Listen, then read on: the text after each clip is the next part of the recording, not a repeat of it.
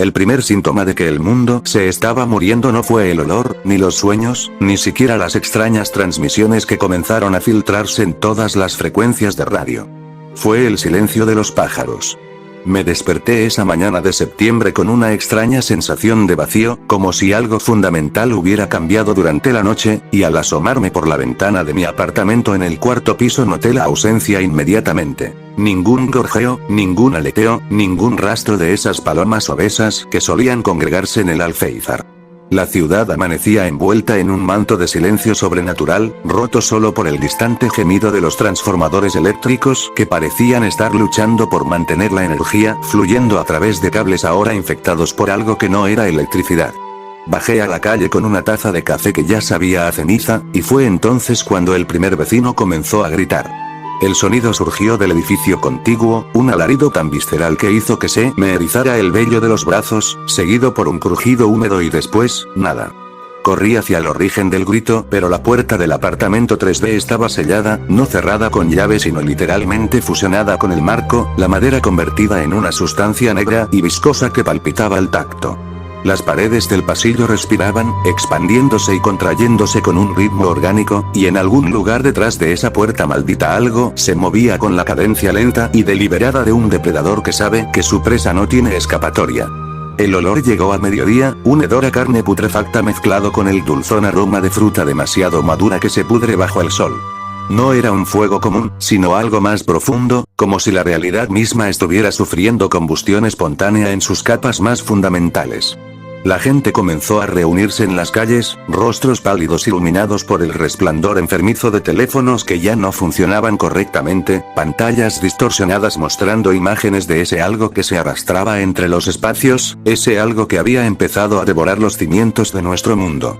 Las autoridades emitieron comunicados contradictorios, primero dijeron que era un escape químico, luego un ejercicio militar, finalmente dejaron de hablar por completo cuando las cámaras de seguridad del ayuntamiento captaron a ese policía, al pobre maldito agente delgado, siendo absorbido literalmente por su propio uniforme que se había vuelto líquido y voraz, su boca abierta en un grito silencioso mientras la tela negra le entraba por los orificios nasales y le reventaba los ojos desde dentro.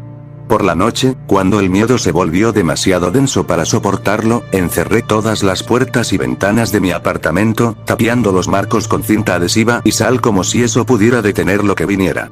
Pero las pantallas se encendieron solas a las 3:17 am, todas simultáneamente, vomitando esa estática negra que no era estática sino miles de pequeños insectos hechos de sombra moviéndose en patrones imposibles.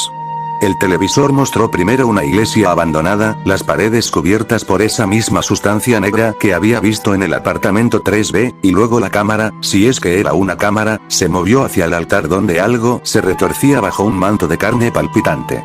La figura que emergió no tenía una forma fija, a veces parecía un hombre alto y desnutrido con extremidades que se alargaban y acortaban como goma, otras veces era una masa informe de tentáculos y ojos y bocas que susurraban en lenguas muertas.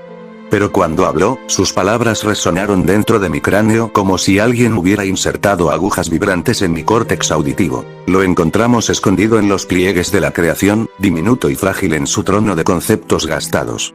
Le arrancamos los ojos primero, luego las manos que habían moldeado mundos como un niño moldea figuras de arcilla.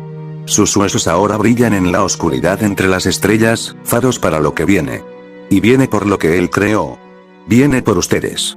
El monitor de mi computadora mostró entonces una secuencia de imágenes que hicieron que la sangre se me helara en las venas. Satélites en órbita capturando algo enorme desplazándose entre Júpiter y Marte, algo que hacía que el espacio mismo se ondulara como un mantel sacudido. Animales en los zoológicos devorándose a sí mismos, hasta dejar solo huesos pulidos como mármol. Miles de personas de pie en las playas, mirando al horizonte donde el mar se había vuelto negro y espeso como petróleo, esperando algo que emergería de esas aguas profanadas. La última imagen fue la peor. Un primer plano de mi propio rostro, grabado en algún momento mientras dormía, con esos ojos que no eran míos, abiertos y llenos de esa misma estática negra, y una sonrisa demasiado amplia, demasiado llena de dientes que no eran humanos. Cuando amaneció, si es que aún podíamos llamarlo amanecer con ese sol pálido y enfermizo que apenas lograba penetrar el espeso velo gris que ahora cubría el cielo, la ciudad había cambiado. Los edificios se inclinaban en ángulos imposibles, como si estuvieran siendo atraídos hacia algún punto invisible bajo la tierra. Las calles habían desarrollado una textura orgánica, el asfalto latiendo suavemente bajo mis pies. Y la gente, Dios, la gente. Algunos caminaban como sonámbulos, sus ojos vacíos y sus bocas moviéndose en silencio como si recitaran plegarias a un dios sordo. Otros se habían fusionado parcialmente con el entorno, un cartero cuyo brazo derecho ahora era parte del buzón al que solía servir, una niña pequeña cuya melena rubia se había convertido en cables eléctricos vivientes que se retorcían hacia el cielo. El centro de la ciudad era ahora una zona de pesadilla. La catedral, ese antiguo monumento a un dios que claramente había muerto o algo peor, se había transformado en algo que hacía sangrar los ojos con solo mirarlo. Las gárgolas en su fachada parpadeaban y seguían el movimiento de los pocos valientes, ¿o sería estúpidos?, que nos acercábamos. Las puertas principales, antes de madera tallada con escenas bíblicas, ahora eran de una carne pálida y pulsátil, surcada por venas negras que bombeaban algún fluido espeso. Y el crucifijo sobre el rosetón central, se había vuelto al revés, pero no como esos símbolos satánicos baratos, sino retorcido en una forma que sugería que la misma idea de la crucifixión había sido pervertida en su esencia. Dentro era peor. Los bancos se habían fusionado en una masa informe de madera y carne, los vitrales mostraban escenas de algo que no era la creación sino la deconstrucción del universo, y en el altar, donde antes había estado la imagen de Cristo, ahora había un hueco. Un vacío que atraía la luz, el sonido, y al parecer también la cordura, de cualquiera que se atreviera a mirarlo por más de unos segundos.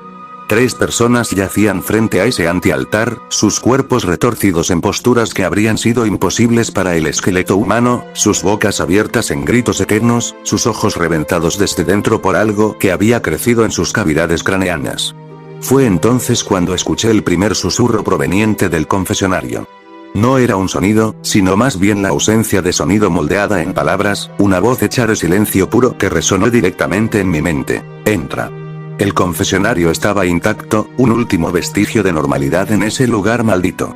La cortina negra colgaba inmóvil, sin ser afectada por el viento que ahora soplaba dentro de la iglesia, un viento que olía a tumbas recién abiertas y a bibliotecas quemadas. Cuando me acerqué, la cortina se apartó sola, revelando una oscuridad tan absoluta que parecía un trozo de noche cósmica trasplantado a ese pequeño espacio. Dentro, algo respiraba.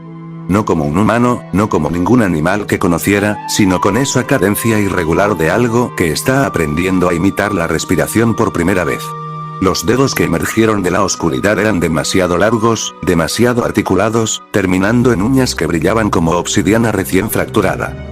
Esos dedos se cerraron alrededor de mi muñeca con una fuerza que no debería haber sido posible, y lo último que vi antes de que la oscuridad me tragara por completo fue el rostro del padre Encarren, nuestro párroco, sus ojos reemplazados por esos mismos pozos negros que había visto en las pantallas, su boca estirada en una sonrisa que mostraba 3 filas de dientes afilados como agujas, susurrando las palabras que ahora resonaban en cada rincón de mi mente corroída por el miedo. Algo mató a Dios, y ahora viene por nosotros.